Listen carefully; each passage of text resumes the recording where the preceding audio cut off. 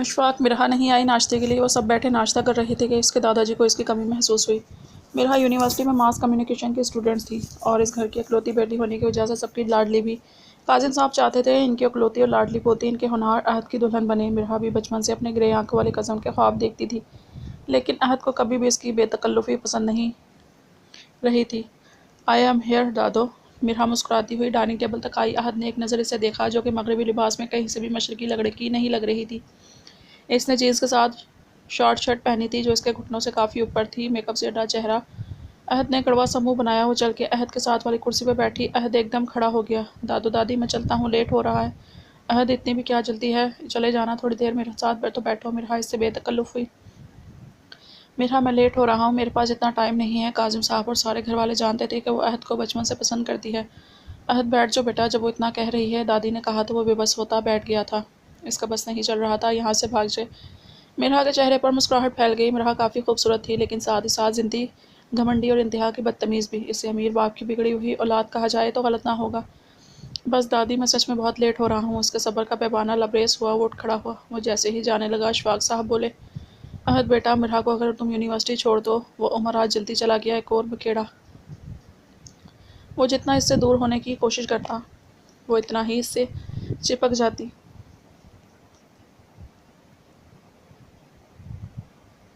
Sorry चाचू, मैं already बहुत लेट हो चुका हूँ। आज मेरा मिरहा ड्राइवर के साथ चली जाए।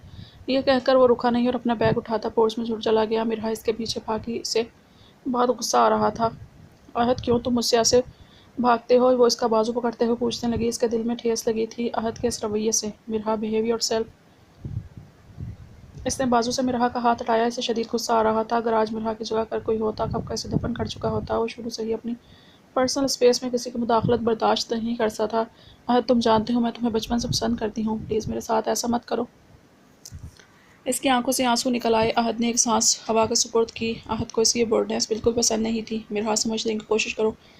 मैं तुमसे मोहब्बत नहीं करता, मैं मोहब्बत को नहीं मानता। मैं समझता हूँ कि लोग वक्ती अट्रैक्शन के मोहब्बत का नाम देते हैं।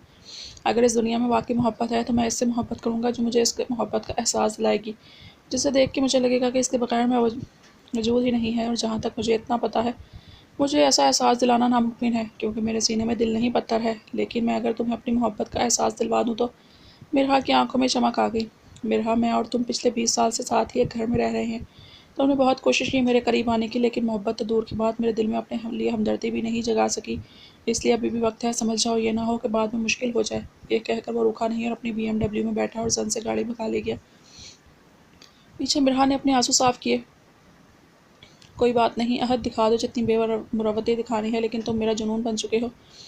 तुम सिर्फ मेरे ही होगे और ये मेरा वादा है। वो पुरस्रार सा मुस्कुराई। इसके दिमाग में कुछ फतूर था, जिसे वो जल्द अंजाम देने के बारे में सोचने लगी। अम्मी, आशी नहीं आई आज? वो तो रोज़ यूनी जाने से पहले मुझसे मिलने आती है ना। रिजा ने अपनी अम्मी से आयशा के बारे में पूछा। वो इसकी बेस्ट फ्रेंड थी, इसके घर के साथ वाले घर में रहती थी, दोनों कॉलेज भी साथ जाती थी। लेकिन जिस दिन रिजा का एक्सीडेंट हुआ था, इस दिन वो नहीं गई थी, इसलिए वो अब्बू के साथ आ रही थी। रिजा के मुश्किल में दिनों में आयशा ने इसका साथ बिल्कुल बहन की तरह दिया था। आयशा इसे बहन ही मानती थी। अब जब वो जूनी जाती थी, वो रोज़ जाते हुए रिजा से मिलकर चल जाती थी। शाम को आने के बाद दोनों का मामूल होता, उसे बाहर पार्क ले जाती थी। आज अभी तक आयशा नहीं आई थी, तो रिजा को अजीब लगने लगा। इसकी तबीयत तो ठीक है ना?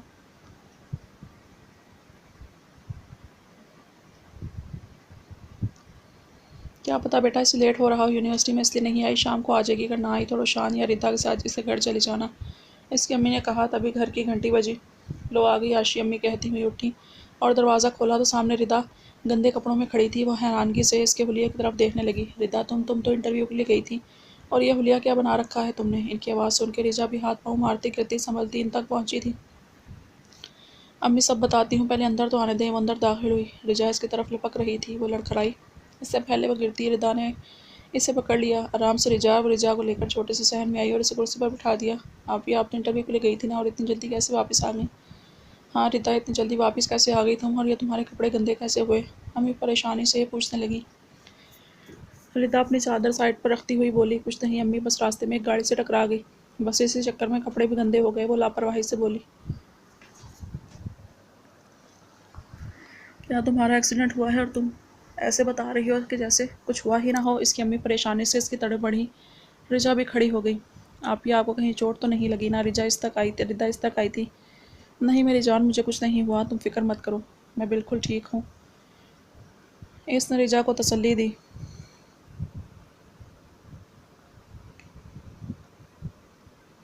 लेकिन रिदा को चोट लगी थी, कोहनी तो इसकी छिल चुकी थी। इसने किसी को नहीं बताया, वो थी ही ऐसी अपने दुख छुपाने वाली। घर के हालात से सब परेशान होते थे। वो ये तो कहती थी कि सब ठीक हो जाएगा, लेकिन अकेली में रोती थी। रिजा के सो जाने के बाद वो रातों को तन्हा रोती थी, बलकती थी, लेकिन कभी किसी सामने वो कमज़ोर नहीं हुई, क्योंकि इसे पता था कि वो इस घर का वाहिद सहारा है। अगर वो कमज़ोर पड़ जाएगी तो रोशान, अम्मी और सबसे बढ़कर रिजा को कौन संभालेगा। बस इसीलिए मजबूत बनी रहती थी।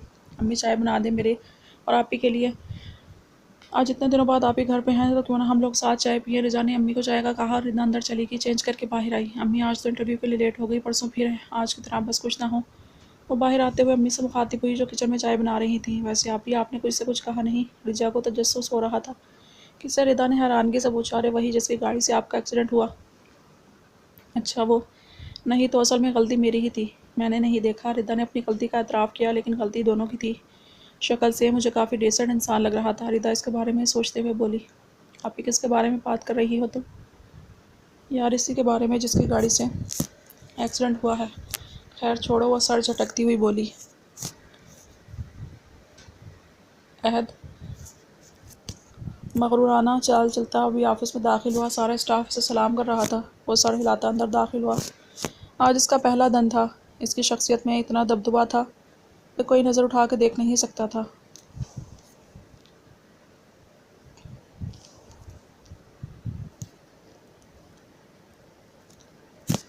लड़कियां तो इसके गुड लुक्स पे मर मिटी थी। सबका वो क्रश बन चुका था। जावेद साहब आप फ़ौरन मेरे कैबिन में पहुंचे। वो कंपनी के मैनेजर को अंदर तलब करता अपने कैबिन में दाखिल हुआ। ये कैबिन इसके बाबा का था। इसकी आंखों का कोना भीगने लगा।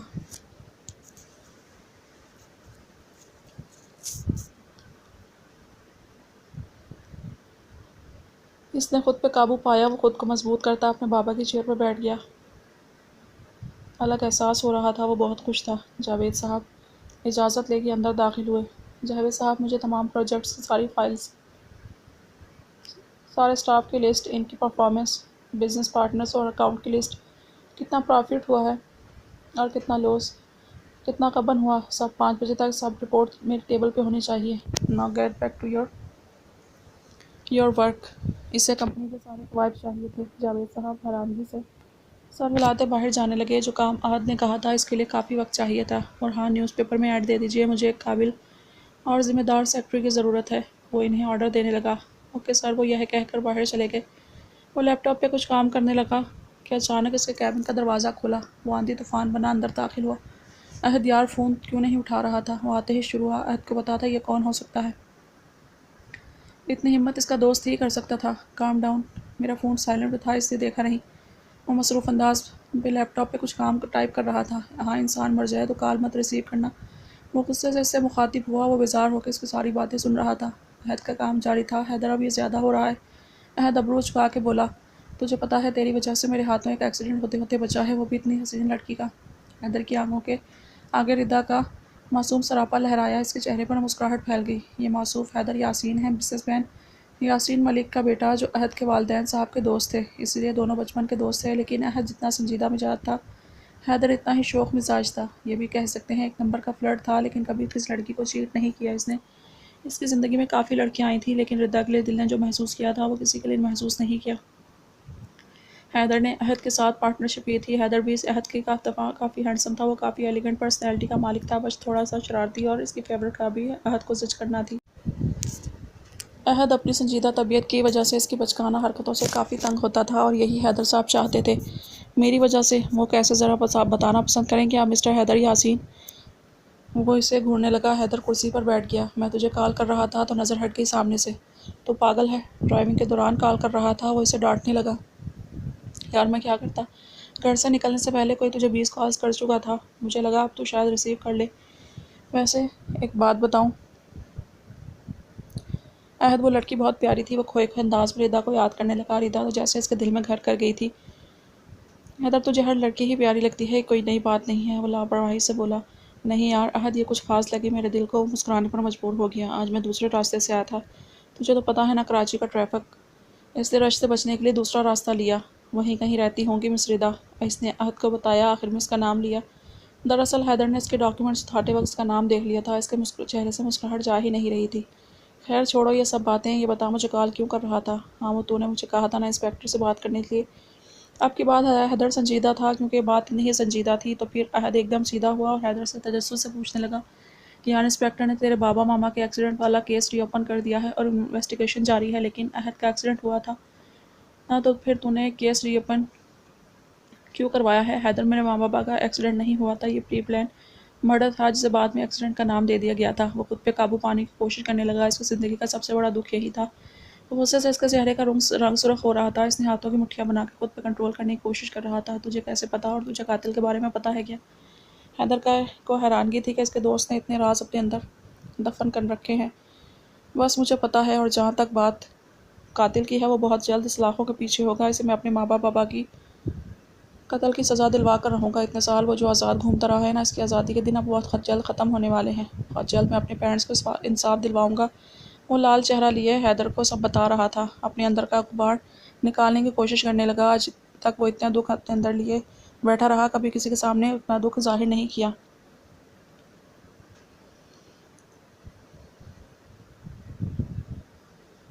आशी, हम कहाँ हैं? आयशा को लेकर शहर के मशहूर रेस्टोरेंट में अभी अभी पहुंची थी। मामूल के मुताबिक दोनों शाम को घूमने निकल गई थी। रिजा, तुम्हें तो पता है आज मेरा रिजल्ट आया और मेरी 80% है, तो मैंने सोचा क्यों ना तुम्हें एक छोटी सी अच्छी सी पार्टी दूँ।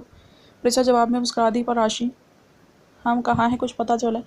हम लोग अभी रेस्टोरेंट में हैं, तो हम आज यहाँ कुछ खाएंगे। वो दोनों टेबल पर बैठी बातें कर रही थी। रिदा आपी की जॉब का कुछ नहीं हुआ क्या? नहीं आशी, इस दिन एक्सीडेंट की वजह से लेट हो गई और कल के इंटरव्यू में एक्सपीरियंस ना होने की वजह से रिजेक्ट हो गई थी। कुछ समझ नहीं आ रहा क्या हो गई। और रिजा बहुत परेशान थी। वैसे रिदा भी बहुत मेहनत करती है ना? आशी रिजा से मुखातिब हुई। हाँ आशी, आप भी बहुत मेहनत करती हैं। शाम को बच्चों को ट्यूशन भी पढ़ाती हैं, साथ साथ नौकरी के लिए जूतियाँ भी घिसा रही हैं। रिजा की आंखों के लबालब पानी से भर गए।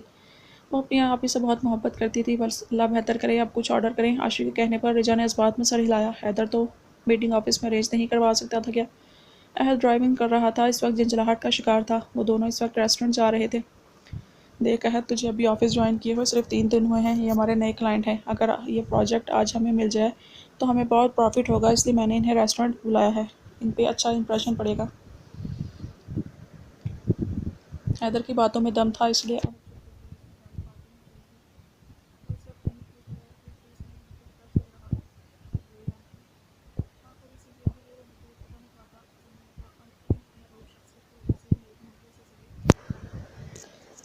देख रहे थे। वो लापरवाह बना हाथों में लैपटॉप लिए चल रहा था। हैदर भी इसी के साथ चल रहा था। इसने स्किन कलर की पैंट के साथ सफ़ेद शर्ट और लेदर की बैक जैकेट पहन रखी थी। दोनों इस वक्त बेतहाशा हैंडसम लग रहे थे। हैदर, मैं पिछले 2 दिनों से अपनी पीए के लिए इंटरव्यू ले रहा हूँ, लेकिन कोई भी मुझे इस काम के काबिल नहीं लगी। अहद की हिदायत के मुताबिक जावेद साहब ने इंटरव्यू अरेंज करवा दिया था, लेकिन इसके अभी तक इस काम कोई अहल नहीं लगी। अभी कल लास्ट डे है इंटरव्यू का। शायद कोई काबिल मेहनती और अच्छी सेक्रेटरी तुझे मिल जाए। सही कह रहा है तू, देखते हैं फिर। चलते चलते अहद की नज़र अचानक ग्लास वॉल के पार एक सुर्ख और सफ़ेद कपड़ों वाली लड़की पर चली गई। वो किसी बात में मुस्कुरा रही थी। इसकी नाक की लौंग ने अहद की तवज्जो अपनी तरफ खींच दी। इसकी नाक की लौंग की चमक और इसकी मुस्कुराहट में अहद खो ही गया। वो लड़की बहुत ही सादा लग रही थी। मेकअप से आरी चेहरा, मासूम सी वो लड़की थी। वो कोई और नहीं बल्कि रिजा ही थी। अहद रुका तो हैदर भी रुक गया। इसने अहद को एक जगह घूरते पाया और इसकी नज़रों का ताक़ुब करता देखा। तो अहद को पहली बार खुद लड़की को घूरते पाया। वो हैरान हुआ। इसने मुस्कुराहट पे काबू पाया और इसके सामने चुटकी बजाई। वो हड़बड़ा गया। वो हैरान था, पहली बार इसने किसी लड़की को ऐसे देखा था। क्या बात है मिस्टर अहद मजीद, आप इसे घूर रहे थे? वो इसे छेड़ने का कोई भी मौका हाथ से जाने नहीं देता था। मैं किसे घूरूंगा? फजूल बातें मत करो। चलो लेट हो रहे हैं, क्लाइंट्स वेट कर रहे हैं। पहले तो वो हिचकिचाया, फिर हमेशा की तरह हैदर को झड़क दिया और बात टालता अंदर चला गया। अहद, भले ही न तुम ना मानो, तुम इस रेड सूट वाली लड़की को देख रहे थे। शुक्र है तुमने भी किसी लड़की को देखा तो, वरना तो इस काम की जिम्मेदारी भी हमारे ही मजबूत कंधों पे थी। वो मुस्कुराया। अचानक इसके सामने रिदा का चेहरा लहराया। वो तो पिछले कई दिनों से इसके दिल दिमाग पे कब्जा करके बैठी थी। बार बार इसे याद आ रही थी। उम्मीद करता हूँ मिस रिदा इब्राहिम, आप हमें दोबारा मुलाकात का शर्फ बख्शेंगी। वो रिदा से मुखातिब था। वो मुस्कुराता हुआ अंदर रेस्टोरेंट में दाखिल हो गया। अहद और हैदर ने स्पेशल एरिया बुक करवाया था जो पिछली तरफ था। इनकी मीटिंग शानदार रही। उन्होंने डील साइन कर ली थी। अहद ने पहले deal as a CEO sign की थी। वो काफ़ी खुश था। हैदर अंदर ही था, वो बाहर आ गया। दादी को फ़ोन करके गुड न्यूज़ दे रहा था। अरे रिजा, तुम यहीं रुको, मैं अंदर अपना मोबाइल भूल गई, अभी लेकर आती हूँ। आशी और रिजा भी अभी बाहर आई थी। आशी रिजा को बाहर खड़ा करके अंदर चली गई। आशी जल्दी आना, वो इसको आवाज़ देती बोली। बस 2 मिनट कहकर वो अंदर चली गई। रिजा वहीं खड़ी आहिस्ता आहिस्ता मिल्कशेक पी रही थी। वो भी मुड़ी ही थी कि किसी से जोरदार तसादुम हो गया। इसके हाथ से मिल्कशेक सामने वाले इंसान के कपड़ों पे गिर गया। अहद दादी से फ़ोन पे बात कर रहा था। वो अभी अभी रेस्टोरेंट से निकला था। इसे सामने नहीं देखा था। सामने रिजा खड़ी थी।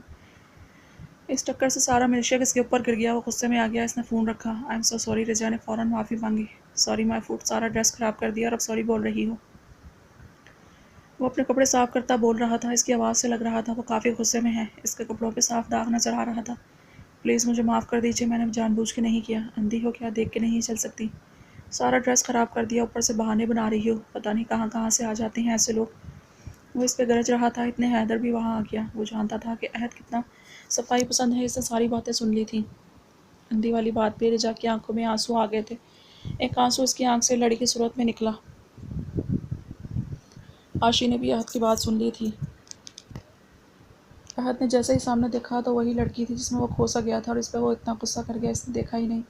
हैदर भी हैरान था कि उस लड़की को अहद के गुस्से का शिकार हुई, जिसे वो पता नहीं क्या समझ बैठा था। Mind your language mister. देखिए, आपकी वजह से मेरी दोस्त रो रही है, और जहाँ तक बात आपका ड्रेस ख़राब होने की है तो ये इसने जानबूझ कर नहीं किया। और आप इससे पूछ रहे थे ना, अंधी हो क्या जी, ये नहीं देख सकती, शी इज़ ब्लाइंड।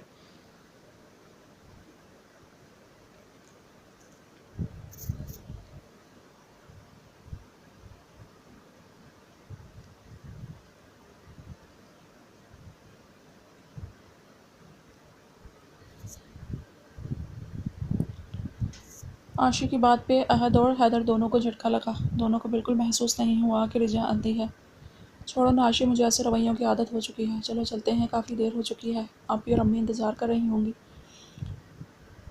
रिजा की बातों से अहद के दिल में तकलीफ़ हुई थी। इसे अपने रवैये पर बहुत अफसोस हुआ। पर रिजा, उन्होंने तुम्हारे साथ गलत किया, उन्हें ऐसा बिहेव नहीं करना चाहिए था। अशी, गलत तो मेरे साथ किस्मत ने किया है कि जिससे हम क्या शिकवा करें। चलो देर हो रही है। रिजा अपने आंसू पे काबू पाने की कोशिश कर रही थी, मगर नाकाम हो रही थी। पर आशी कुछ बोलती इसने इसकी बात काटी। आशी, तुम चल रही हो कि मैं जाऊँ? इसने जाने की धमकी दी और चलने लगी। आशी इस तक आई और इसका हाथ पकड़कर बाहर ले गई।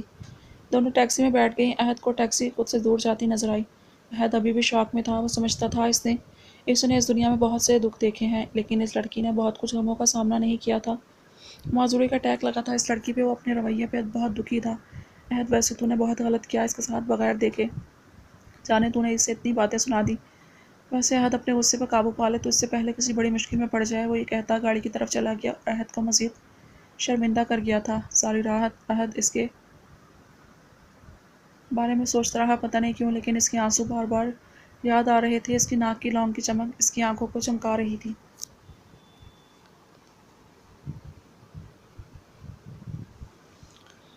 रिदा अपी, आज आपका फिर से इंटरव्यू है ना? रिजा और रिदा सहन में बैठी थी और रिदा अपने बैग में फाइल्स रख रही थी। हाँ रिजा, बस दुआ करो जॉब हो जाए। वैसे है कहाँ आपका इंटरव्यू, मतलब कौन सी कंपनी है?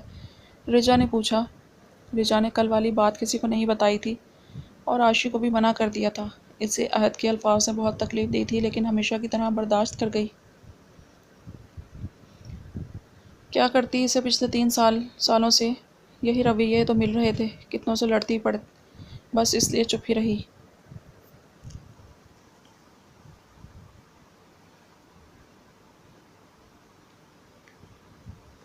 मजीद टेक्सटाइल में, बहुत बड़ी टेक्सटाइल कंपनी है, वहाँ के नई CEO को सेक्रेटरी की ज़रूरत है। बस इसी का इंटरव्यू देने जा रही हूँ। इंशाल्लाह आप ज़रूर कामयाब होंगी। रिजा ने इसकी हौसला अफजाई की। लेकिन आप भी, अगर आप पिछले वालों की तरह उन्होंने भी एक्सपीरियंस ना होने की वजह से आपको रिजेक्ट कर दिया तो? रिजा ने अपना खदशा जाहिर किया। अल्लाह हमेशा से बेहतरी की उम्मीद रखनी चाहिए। अल्लाह सब बेहतर करेगा। अम्मी, मैं जा रही हूँ। रिद्दा सादा से लॉन के सूट में सर पे वही सफ़ेद चादर रखे बाहर निकल गई। इसकी अम्मी से दरवाजे तक छोड़ने आई। रिद्दा अभी मजीद टेक्सटाइल के ऑफिस पहुंची थी। इतना बड़ा ऑफिस देख के तो इसकी आंखें चंदी आ गई। हर चीज़ इतनी खूबसूरत और अरेंज थी कि वो सब सराय बगैर न रह सकी। वो भी वेटिंग एरिया में बैठी थी। रिद्दा सादिया से हुलिया में थी। वहाँ लड़कियाँ तो बहुत फैशनेबल थी, मेकअप से भरे चेहरे और स्टाइलिश लुक। बस अहद अंदर बैठा इन सब का इंटरव्यू ले रहा था। आज इसे एक लड़की फाइनलाइज करनी थी। सब लड़कियां अहद की पर्सनैलिटी से इम्प्रेस हो रही थी। बाकी लड़कियां अपने बार बढ़ा चढ़ा कर बातें कर रही थी। अहद को सुलझी हुई लड़की चाहिए थी। जब रिदा की बारी आई तो अहद काफ़ी हैरान हुआ था कि बाकी लड़कियां इसे इम्प्रेस करने के चक्कर में बहुत मॉडर्न ड्रेसिंग करके आई थी, जबकि रिदा सादे से हुलिये में थी। अहद के सवालात का सादा जवाब देती और टू द पॉइंट बात करती थी। यही बात अहद को पसंद आई। सो मिस रिदा इब्राहिम, आपकी क्वालिफिकेशन बहुत अच्छी हैं, मुझे आपकी सिंपल बातें पसंद आई, मुझे टू द पॉइंट बात करने वाले लोग पसंद हैं। So you are appointed as my secretary, आप कल से ज्वाइन कर सकती हैं। अहद के कहने पर रिदा का चेहरा खुशी से खिल गया।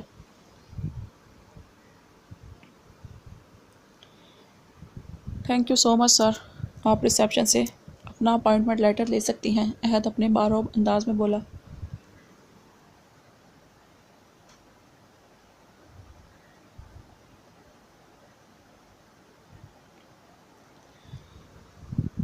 वो शुक्रिया अदा करती बाहर निकल गई। आखिरकार इसे नौकरी मिल गई थी। वो खुशी से फूले नहीं समा रही थी। वो रिसेप्शन से अपना अपॉइंटमेंट लेटर लेती खुशी से बाहर की तानी जा रही थी कि अचानक सामने से आते हैदर के साथ इसकी टक्कर हो गई। वो लड़खड़ाई और गिरने ही वाली थी कि हैदर ने इसे कमर से थाम लिया। वो इसे घूरने लगी। इसे यकीन नहीं हो रहा था कि इससे मिल जाएगी। हैदर को भी खुशी भरी हैरत हुई। वो इतनी जल्दी इसके सामने आ गई थी। आप मेरा पीछा करते करते यहाँ तक आ गए हैं। वो अभी भी हिसार में थी। इसकी अपनी पोजीशन का अंदाज़ा होते ही वो इससे दूर हुई और गुस्से से बोली, मैं इससे पहले वो कुछ बोलता जावेद साहब वहाँ आ गए। सर, अहद सर ने आपको कैबिन में बुलाया है। जावेद साहब, आप अहद से कहिए कि मैं थोड़ी देर में आता हूँ। जावेद साहब ने इस बात में सर हिलाया और चले गए। रिद्दा को हैरत हुई। हैरत से सोचने लगी, वो आदमी से सर क्यों बोल रहा था और ये यहाँ क्या कर रहा है, और अहद सर का नाम कैसे मुंह फाड़ के ले रहा था। हैदर रिद्दा की हैरत देख के मुस्कुराया और ज़मीन से अपॉइंटमेंट लेटर उठाया जो टुकड़े टक्कर से रिद्दा के हाथ से गिर गया था। इसने लेटर खोला तो देखा रिद्दा इसी के ऑफिस में काम करेगी। इसकी खुशी की कोई इंतहा नहीं थी। वो खुद पे जब्त कर गया। तो मिस रिद्दा इब्राहिम, मेरा नाम हैदर यासीन है और मैं अहद का बिजनेस पार्टनर और दोस्त हूँ। रिद्दा इसे सर से पाँव तक देखने लगी, जो ब्लैक जीन्स के साथ सफ़ेद शर्ट पहने काफ़ी डैशिंग लग रहा था। हैदर को तो रिद्दा पहली मुलाकात से अच्छी लगने लगी थी, पर अभी सादा सूलिया में वो इससे मज़ीद प्यारी लग रही थी। रिद्दा को अब लगने लगा था कहीं इस बदतमीज़ी की वजह से उसे काम से ना निकलवा दे। वो परेशान हो गई। इससे पहले ही बहुत मुश्किल से नौकरी मिली थी। इसकी आंखों के किनारे भीगने लगे। आई एम सॉरी सर, मुझे पता नहीं था कि आप अहद सर के बिज़नेस पार्टनर हैं। वो खुद पे काबू पाती बोलने लगी। हैदर को इसकी आवाज़ में नमी महसूस हुई। वैसे मिस, इस दिन भी आपने मेरे साथ बदतमीज़ी की थी और आज भी।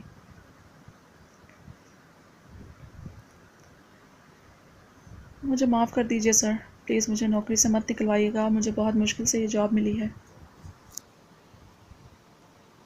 इसने सर झुका लिया। वो हमेशा की तरह अपने आंसू छुपा रही थी। इसकी आंखों से दो मोती फर्श पर गिर के बेमोल हो गए थे।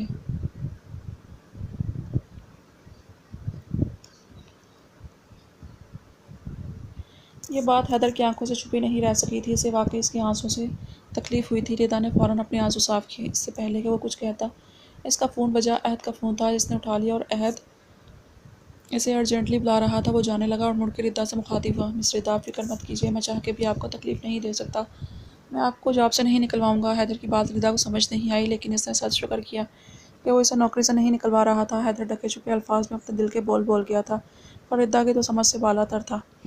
रिदा घर में दाखिल हुई तो सबसे पहले भागती हुई आई और रिजा को अपने गले लगा लिया। रिजा, यू नो व्हाट, मेरी जॉब हो गई।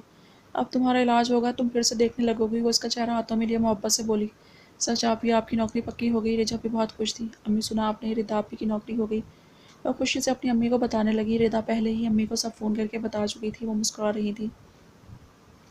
हाँ मेरी जान, अम्मी को पता है, बस थोड़े पैसे जमा हो जाएं एक दफ़ा, फिर मैं तुम्हारा ऑपरेशन करवाऊंगी, तुम ठीक हो जाओगी।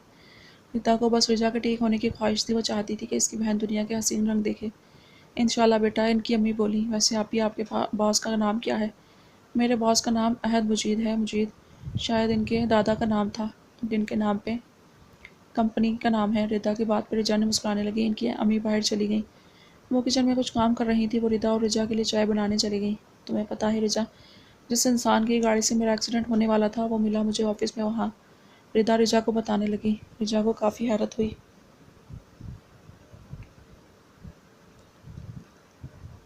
क्या वो वहाँ तक पहुँच गया?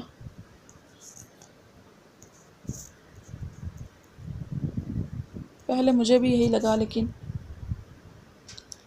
बाद में पता चला कि वो तो अहद सर का बिजनेस पार्टनर है। मुझे लगा अब ये मेरी शिकायत कर देगा अहद सर से और मुझे नौकरी से निकाल देंगे। फिर रिजा को काफ़ी तजस्सुस हुआ, लेकिन इसने ऐसा कुछ नहीं किया। काफ़ी डिसेंट इंसान था वो। कोई कोई लहजे में बोली थी, वैसे इस डिसेंट इंसान का नाम क्या है?